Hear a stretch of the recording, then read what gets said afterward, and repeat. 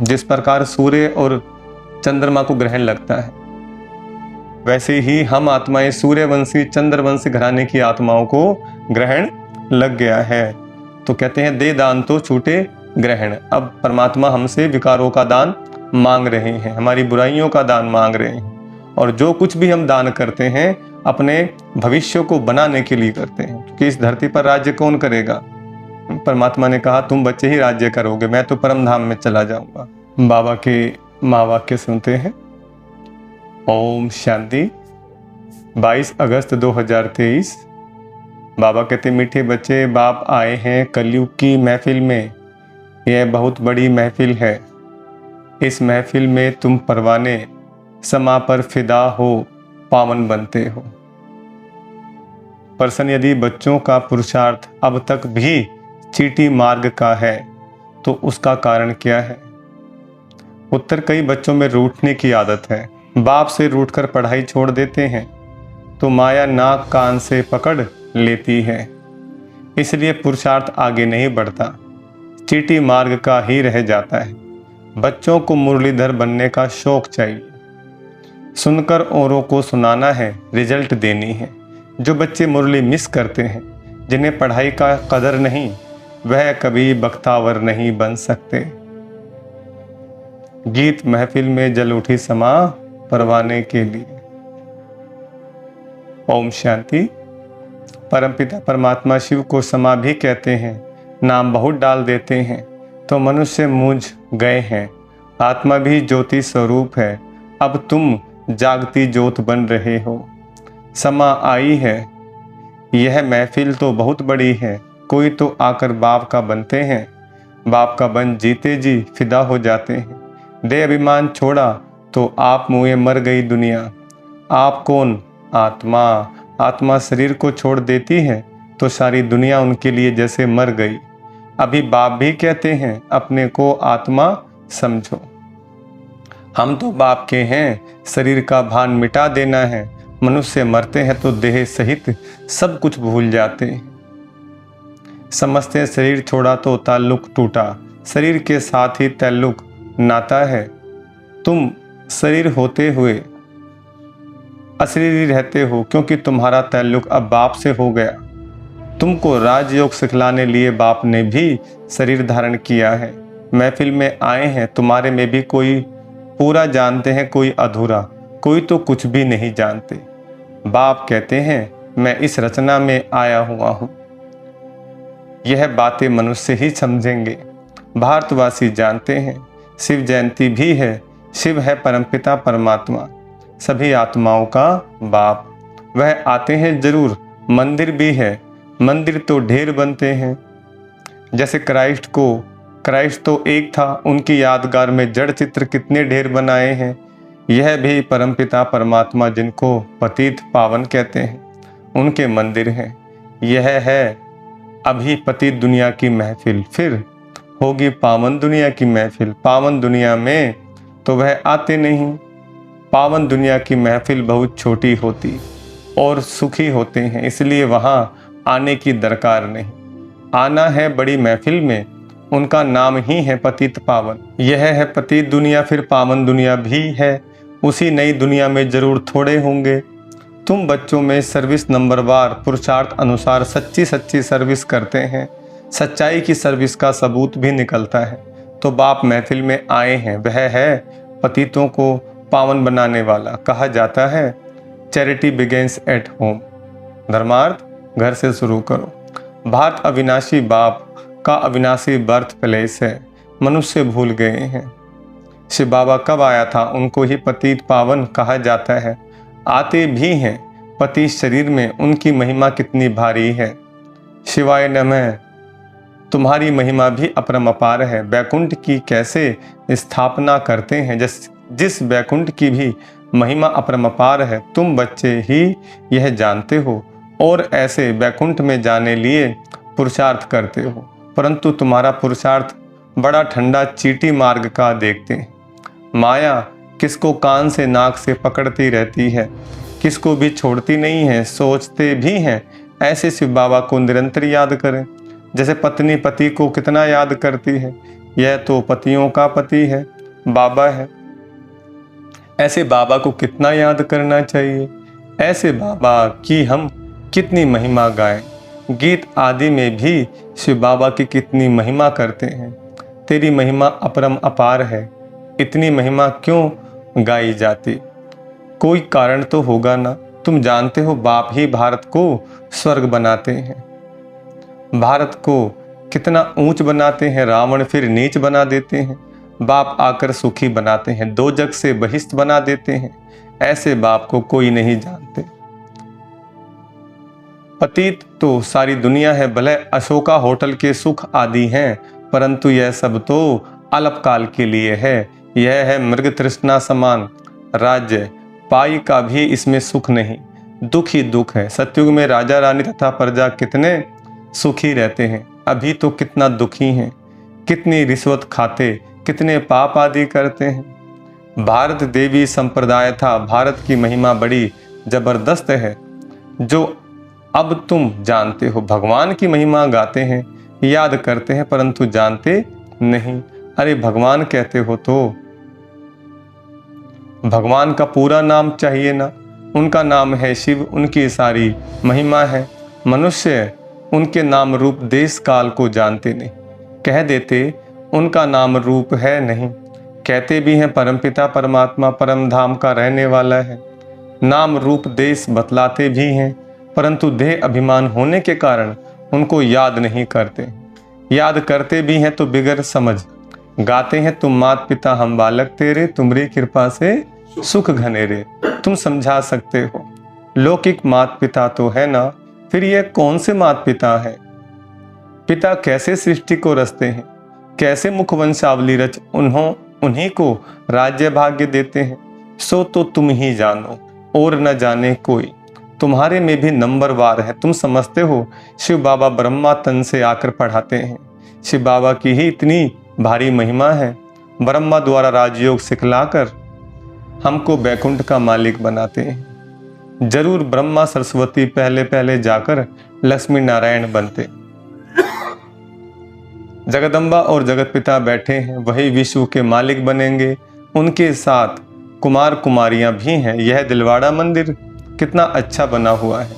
यह मंदिर आदि तो पहले के बने हुए हैं, अभी हम भेंट करते हैं, हमारे ही यादगार का पूरा यह मंदिर है। तो यह शिवाय नमः गीत तो जरूर रखना चाहिए, 2-4 गीत फर्स्ट क्लास रख लेने चाहिए। यह बाबा अपना अनुभव बतलाते हैं। दिल होती है बाबा की याद में रहकर खाएं, परंतु भूल जाते हैं। वो तो कहते हैं मैं अभोक्ता हूँ, उनको यह नहीं आता है कि यह अच्छा है या बुरा है। बाप कहते हैं मैं आता ही हूँ तुम बच्चों को पति से पावन बनाने, क्योंकि रावण ने तुम्हारे ऊपर जीत पहन ली है, अब फिर उस पर जीत पानी है। जिस प्रकार सूर्य और चंद्रमा को ग्रहण लगता है, वैसे ही हम आत्माएं सूर्यवंशी चंद्रवंशी घराने की आत्माओं को ग्रहण लग गया है। तो कहते हैं दे दान तो छूटे ग्रहण। अब परमात्मा हमसे विकारों का दान मांग रहे हैं, हमारी बुराइयों का दान मांग रहे हैं। और जो कुछ भी हम दान करते हैं अपने भविष्य को बनाने के लिए करते हैं, क्योंकि इस धरती पर राज्य कौन करेगा? परमात्मा ने कहा तुम बच्चे ही राज्य करोगे, मैं तो परम धाम में चला जाऊंगा।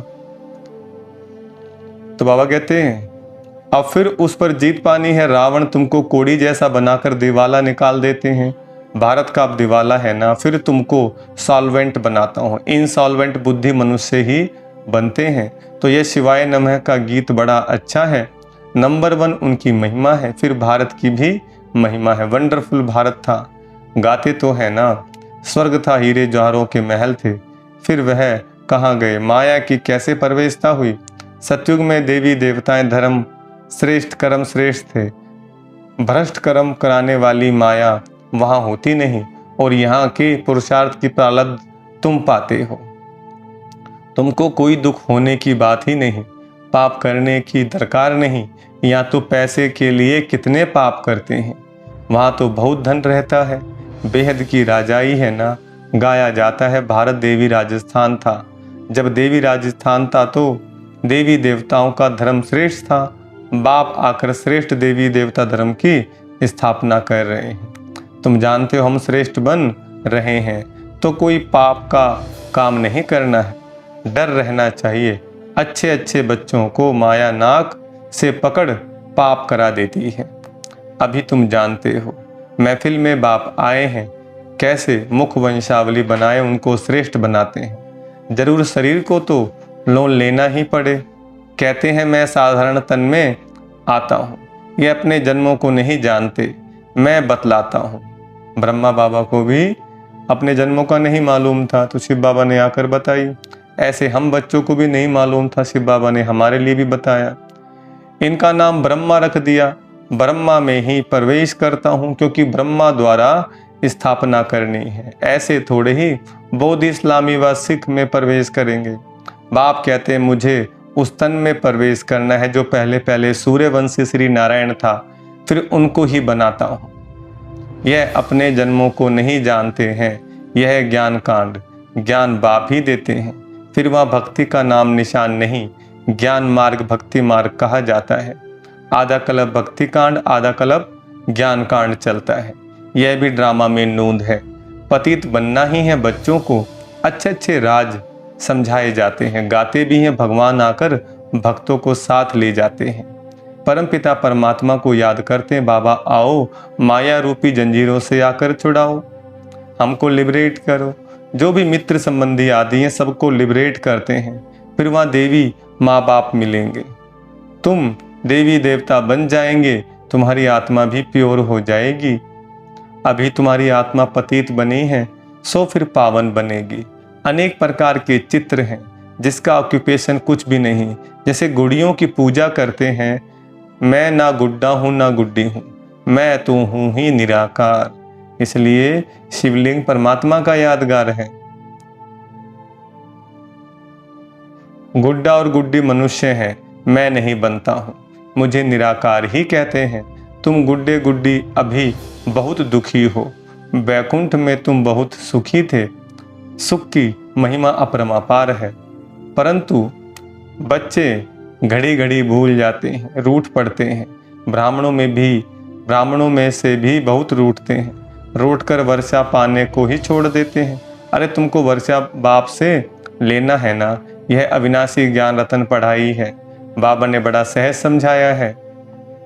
भले तुम कहाँ नहीं आ सकते हो, अच्छा मुरली तो मंगा कर पढ़ सकते हो, इसमें नुकसान की तो कोई बात नहीं है। बाकी हाँ पुरुषार्थ कर सर्विस का सबूत देना है। सर्विस का सबूत ही नहीं तो मुरली भेजकर क्या करेंगे। मुरली पढ़ी जाती है धारण करने के लिए।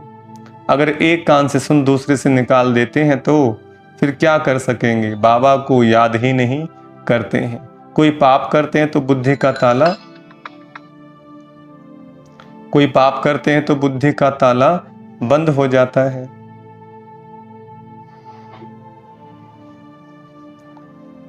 बाप कुछ नहीं करते, बाप तो समझाते हैं तुमको बहुत मीठा बनना है, कोई को दुखी मत करो, अंत में तुम बच्चे बहुत मीठा बाप जैसे बन जाएंगे। पुरुषार्थ करना है, दिल से पूछना है, किसको तंग तो नहीं करते हैं, हमसे कोई नाराज तो नहीं होते। यूं बाहर वाले तो बहुत नाराज होंगे। तुम ब्राह्मण कुल भूषणों को मुरली रोज जरूर सुननी चाहिए। मुरली नहीं सुनेंगे तो धारणा कैसे होगी। मुरली नहीं सुनते हैं तो जरूर समझो वह बख्तावर नहीं।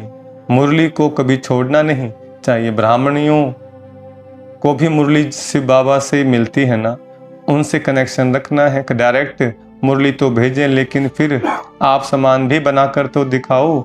बाप को याद करते रहो, बाप की याद औरों को दिलाते रहो।